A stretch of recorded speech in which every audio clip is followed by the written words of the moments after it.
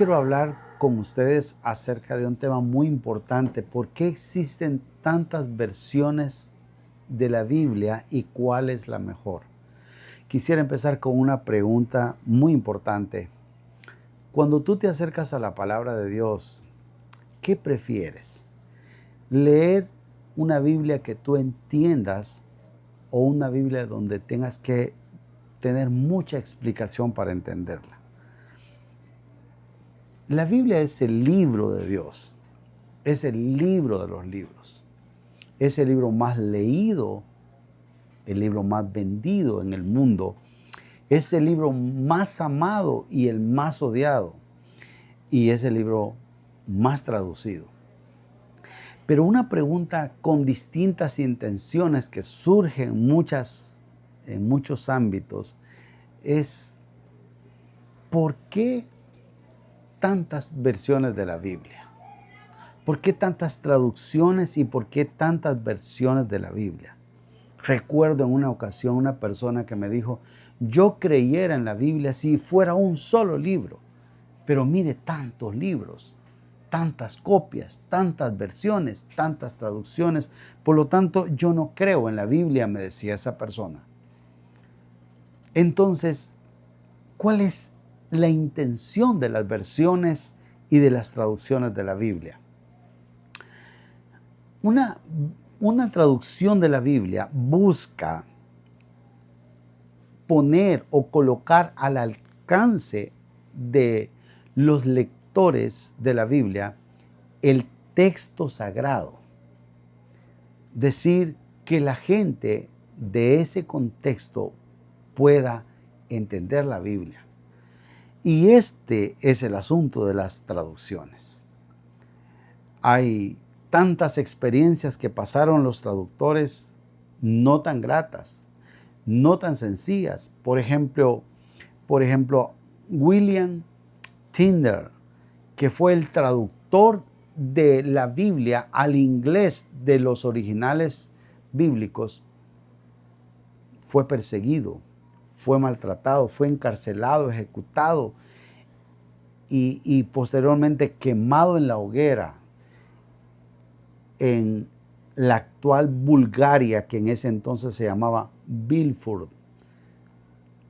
Esa fue la experiencia de William Tyndale. La historia también nos cuenta de otros muchos traductores de la Biblia que sufrieron. Y ha habido tantas traducciones y tantas versiones de la Biblia. Podríamos repasar la historia como la primera traducción, la versión de los 70, que fue una versión traducida del hebreo al griego, donde participaron 70 hombres en Alejandría, y surgió la versión de los 70, que fue la que usó el apóstol Pablo.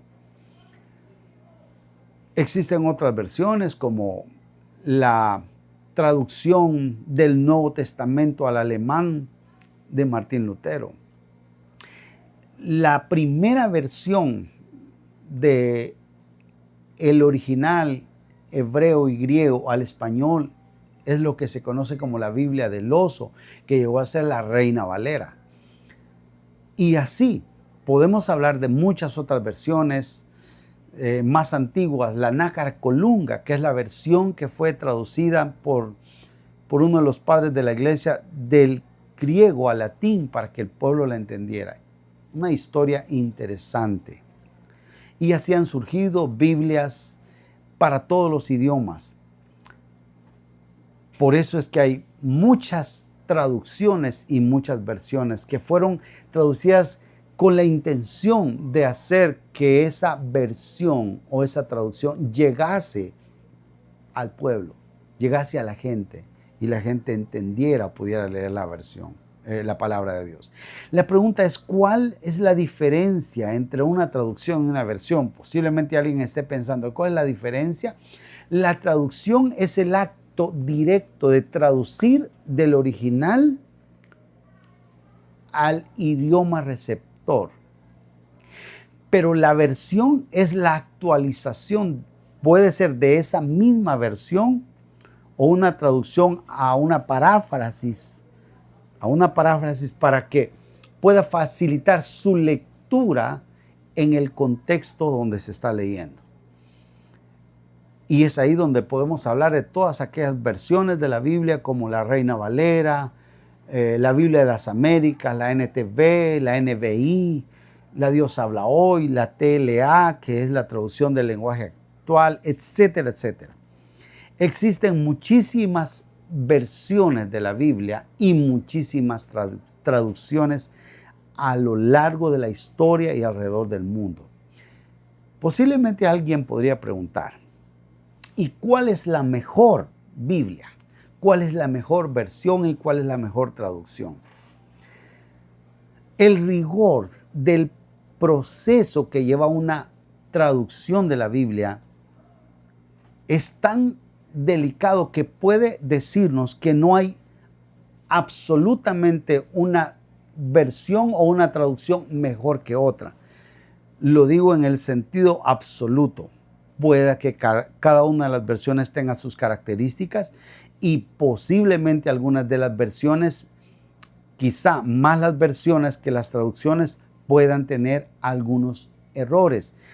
Sí podemos hablar de versiones que con mala intención, como por ejemplo la versión del Nuevo Mundo de los Testigos de Jehová, que es una versión errada con una intencionalidad de desacreditar la personalidad, divinidad de nuestro Señor Jesucristo. Pero de ahí todas las versiones, es mi punto de vista, tienen un rigor muy serio para poder hacer la traducción. No es que Juan Pedro se le ocurrió en algún momento, yo voy a hacer mi traducción y mi versión, a ver qué me sale. No, señores. Hay un equipo multidisciplinario en cada una de las versiones y traducciones. Hay expertos en lenguas clásicas. Hay una revisión exhaustiva de cada palabra y de cada traducción. Y hay pruebas de legibilidad, las pruebas que constan de hacérselas llegar a nativos de los idiomas para que ellos las lean y puedan entender en su idioma la palabra de Dios, el mensaje que fue dado por el Señor. Entonces, no es un asunto sencillo. Hay un rigor académico, teológico, académico muy delicado, muy serio. Uno de los hombres que mencioné hace un momento, William Tyndale, que fue un mártir por traducir la Biblia, dice textualmente, leo, nunca he alterado ni una sílaba de la palabra de Dios contra mi conciencia, ni lo haría hoy, aunque se me entregara todo lo que está en la tierra, sean honores, placeres o riquezas. Eso implica la seriedad de una traducción. Ahora, hablando de las versiones, existen tipos de versiones y traducciones. Si hay dos tipos de Biblias o dos técnicas de traducción. La primera es la equivalencia formal. Las Biblias que están traducidas como equivalencia formal. Esto tiene que ver con aquellas Biblias que toman el texto y tratan de traducir palabra por palabra de una manera literal. Esto se llama traducción formal o equivalencia formal o literal. Y en estos libros o en estas traducciones podemos encontrar Biblias como la Biblia del Oso, que es la Biblia Reina Valera, la primera traducción de los originales, de los originales o de las copias de los originales al español, que es la Reina Valera y que ha tenido muchas revisiones, la de 1569, la de 1602, la de 1865, la de 1909 y la de 1960, que es la que estamos usando la mayoría de nosotros. Está la Biblia de las Américas, la Biblia de la Torre Samat, la Biblia de Nácar Colunga, la Biblia textual, la Biblia de King James, que es la Biblia de los gringos. Y estas son Biblias de equivalencia formal o versiones y traducciones. Pero también existe la otra línea, que son las Biblias de equivalencia dinámica o idiomática, se conoce también. y es conocida como la Biblia funcional, en el sentido de que tiende a emplear no la palabra literal al traducir, sino la interpretación del mensaje, y se traslada la interpretación del mensaje no de manera literal, pero sí con un celo de que esa interpretación sea lo que dice el original. Un escritor que habla del creador de esta dinámica de equivalencia dinámica, Eugenio Neida, dice, creador de este método, propone que lo importante en la traducción de cualquier idioma es traducir la idea, no necesariamente las palabras. En otras palabras, la equivalencia dinámica es buena. Y ahí están, por ejemplo, la versión internacional, la NTV, la Nueva Traducción Viviente, la Biblia de Jerusalén, la Biblia Dios habla hoy, la Biblia de Dios para nuestro pueblo, la TLA, lenguaje actual, y muchas otras más que son versiones de equivalencia dinámica. Se trata de traducir el mensaje. Y luego están otras muchas versiones que no puedo detenerme en este momento. Pero hay una cosa muy importante entonces. Las versiones y las traducciones de la Biblia son el esfuerzo de los hombres de Dios para traer el consejo de Dios a cada uno de los rincones del mundo. Hombres que han dado su vida y han sido perseguidos, pero la intención ha sido llevar el mensaje de Dios al pueblo. La Reforma Protestante jugó un papel muy importante en esta situación y ayudó a que se moviera este trabajo de alguna manera, ¿no? De ahí surgieron muchas ideas de traducciones y versiones. Ahora, en nuestro tiempo, las versiones y traducciones responden a las intenciones de los lectores. Por ejemplo, entonces, si hablamos de un acercamiento de un lector principiante a la Biblia, ¿cuál debería ser la versión que lea? ¿La versión formal o la traducción dinámica? ¿La traducción dinámica o la traducción de equivalencia formal? Yo diría que lea la dinámica, porque ese texto es más entendible, más digerible. Pero no así un teólogo, un estudioso de la Biblia que quiere ir profundamente, debe tener a su alcance tanto una versión de equivalencia formal como una versión de equivalencia dinámica, porque él va a hacer un estudio profundo, un estudio más serio, no tanto un estudio devocional. Ahora es muy importante que para poder decir que una versión es buena, número uno, que la versión proceda de los mejores textos originales que existen a la fecha. Y ahí tengo que ser honesto y hacer una aclaración.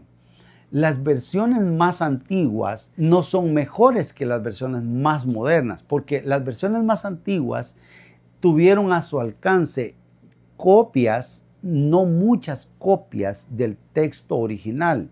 Y las versiones modernas, con los descubrimientos que se han estado haciendo a lo largo de la historia, tienen acceso a más manuscritos, mayor cantidad de manuscritos. Entonces, las versiones modernas pueden representar un poquito de mayor seguridad que las versiones antiguas. En ese sentido, la Reina Valera no es una versión moderna, es una versión antigua, que no es quizá la más confiable y la más creíble. Pastor, ¿y por qué usamos esa versión? Porque con esa versión crecimos los latinoamericanos. Posible que en otras partes del mundo no sea esa la versión número uno, pero en nuestro continente, en nuestros países sí. Segundo, que a la traducción le interese un equilibrio entre lo literal y lo dinámico sería. Eso hace que la traducción sea muy buena. Tercero, que sea comprensible y efectiva para la meditación y la transformación personal de un individuo. Entonces es muy importante el acercarse a la Biblia teniendo esta comprensión. Ahora, la Biblia es un libro poderoso. Yo quiero cerrar este podcast con un pensamiento muy interesante que es lo que nosotros llamamos en nuestra iglesia la declaración emanuelita. Esta declaración emanuelita fue escrita con la idea de que los hermanos, al momento de leer la palabra de Dios, de estudiar la palabra de Dios, de tener un acercamiento a la palabra, tengamos claro este poder de esta palabra. Y dice esta declaración: el día de hoy, escucharé o estudiaré la palabra de Dios con mente y corazón abierto y con la seguridad que Dios me habla por medio de ella. La leeré, la estudiaré, la meditaré, la memorizaré y obedeceré porque me ilumina, transforma y prepara para lo bueno y lo mejor y grandes cosas en el nombre de Jesús. Amén. Y esta es la declaración. Entonces, yo te animo, acércate a la Biblia como el libro de Dios, creyendo que en tus manos no está un libro sin seriedad, sin rigor teológico, sin rigor académico.